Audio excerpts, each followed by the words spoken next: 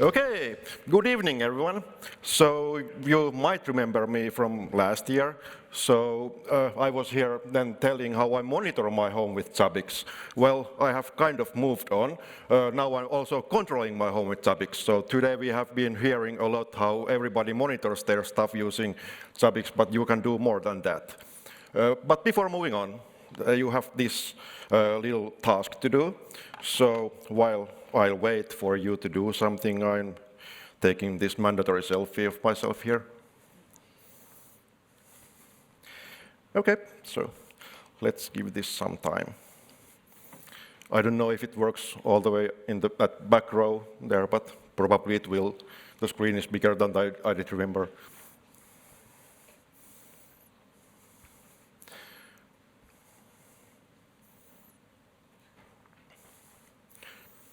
I didn't count this with Zabbix or anything, so I guess 30 seconds is almost up, so let's move on. So who am I?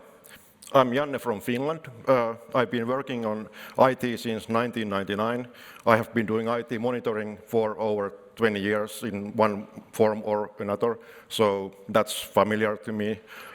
Now for almost 10 years I have been working at ForcePoint. So like mentioned, we are a cybersecurity company for the big boys. We have full product line with firewalls and all kind of protections and remote browser isolation and cloud access security brokers, whatnot. So that's where I work. And at home, I do weird experiments with Zabbix, as you probably know if you read my blog.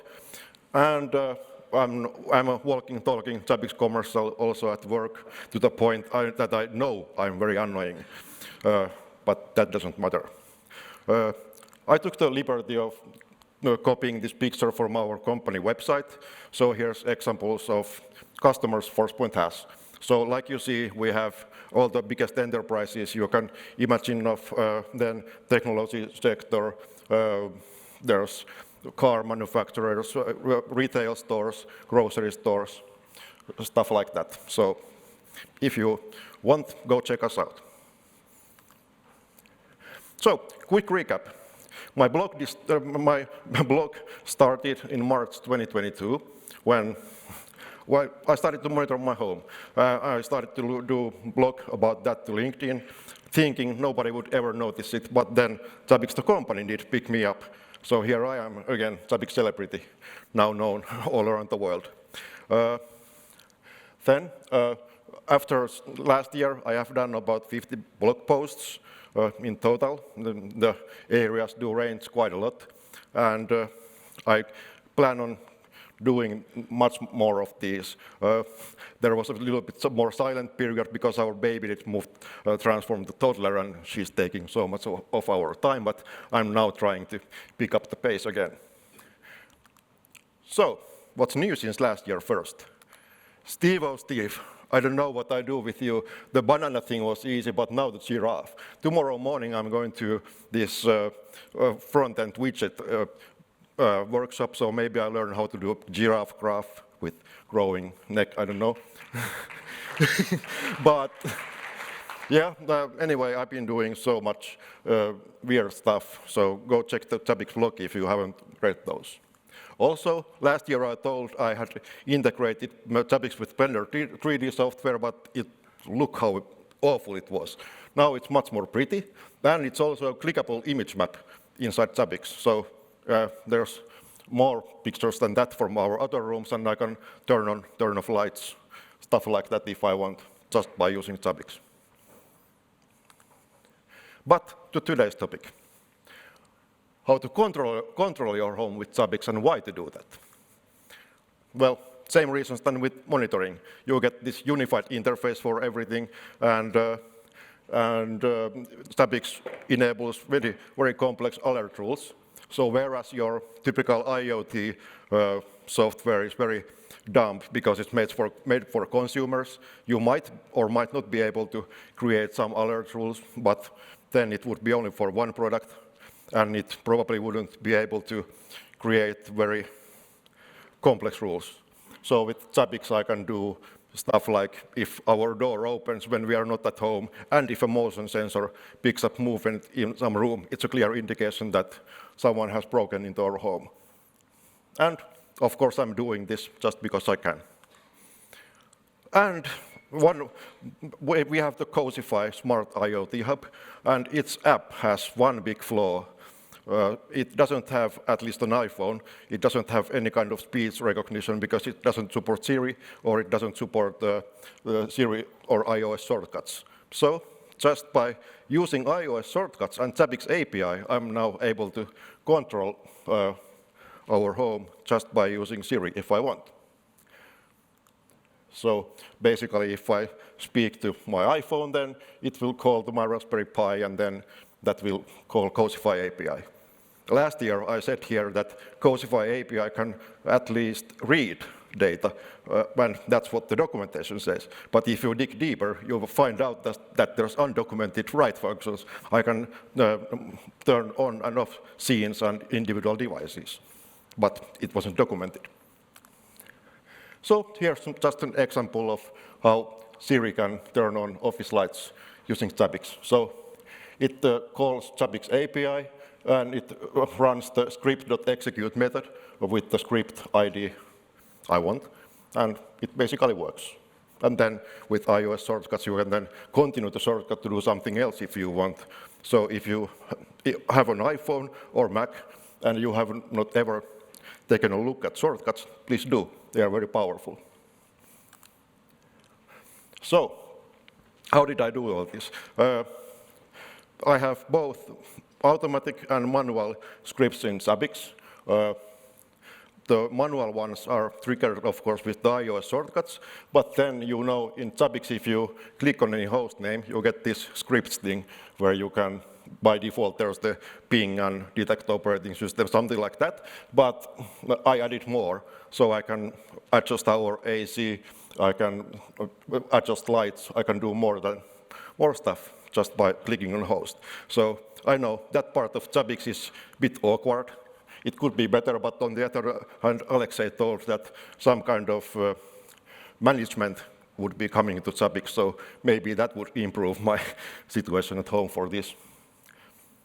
And then again, automatic scripts and triggers are, of course, used whenever Zabbix does adjust stuff based on an event, like temperature or our home status changes to be away, something.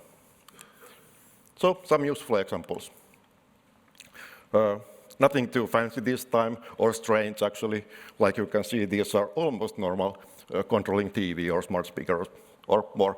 So controlling TV, I have on my Raspberry Pi, I have Home Assistant, and it's Samsung SmartThings plugin. SmartThings on Samsung brings all kind of APIs for their products, TVs, washing machines, whatever. So I did include that into my Home Assistant, and then my Zabbix can call Home Assistant API to do stuff. So then, again, when we leave home, Zabbix can turn off our TV if it would be on, and if someone would break into our home, at least in theory, it can then show CCTV camera material to burglar. So do you really want to continue your trip to our home? Then smart speaker. We have Sonos smart speaker, so then again, Zabbix can, while we are away, it can play music or something, so it sounds like we would be at home. Then again, if someone would enter our home, it can then play alert sounds.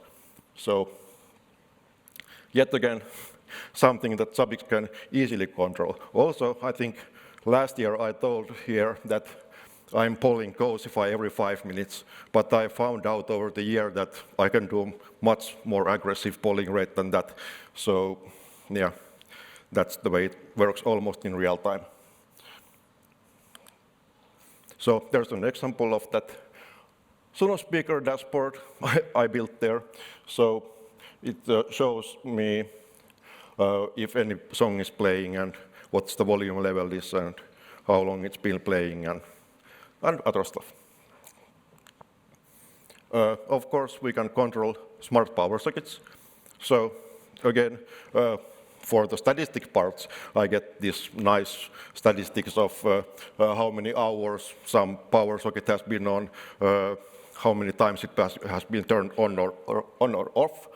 And then the use cases again for any burglar, some special device could be turned on, or for more normal situations, it can then like warm our garage or turn on our air humidifier, or especially now that winter is coming, our CCTV camera can be a little bit unreliable. It thinks it's on, but in reality it only shows like black picture. But if that happens, Zabbix can automatically power cycle the camera and it will come back online within a minute or two.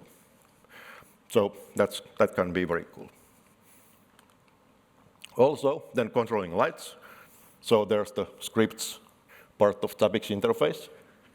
And this one is made with Cosify, like so many things on my integrations.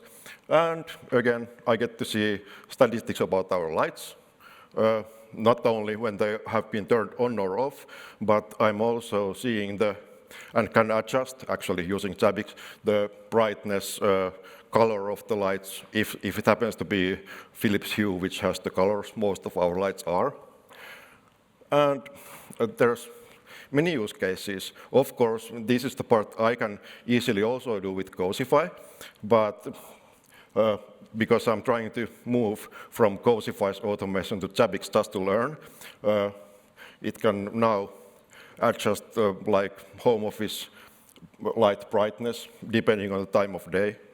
So if I want, during the night, if I enter the room, the light wouldn't be as bright as during daytime, because 3 a.m. I probably don't want to hit with most harsh light setting there.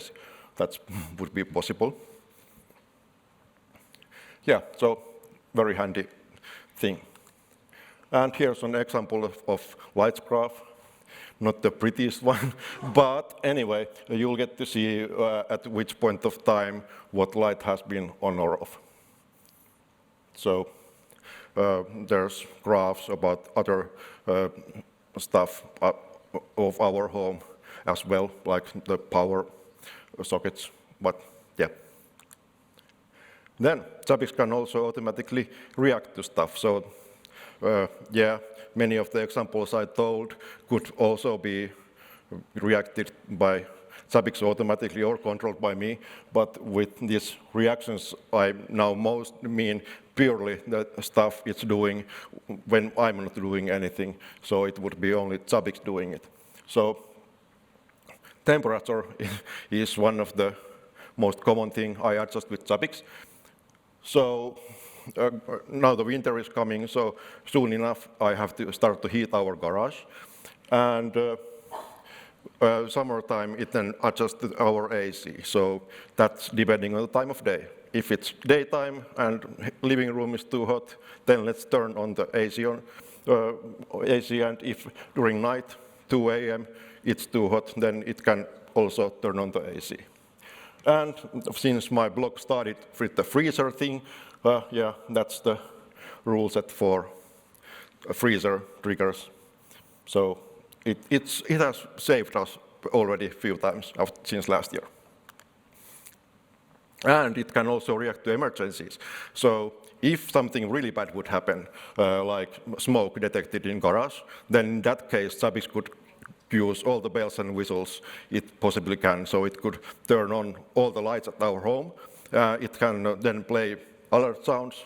It can start spamming us email that go to check garage, and it can send camera screenshots if wanted. So yeah, that can be very useful. If you want more information, well, go to Zabbix blog, go to my LinkedIn profile, and after this event, as soon as I can, I will release more material to my GitHub. I have kept this part mostly secret because I wanted to come on the stage this year to tell something new, not only recap what I've been doing. That would be kind of boring and weird also. So yeah, I seem to be ahead of time. So this will be strange, but carry on and wait, because one of my followers did send me a wish. He said that I would need to, please email work.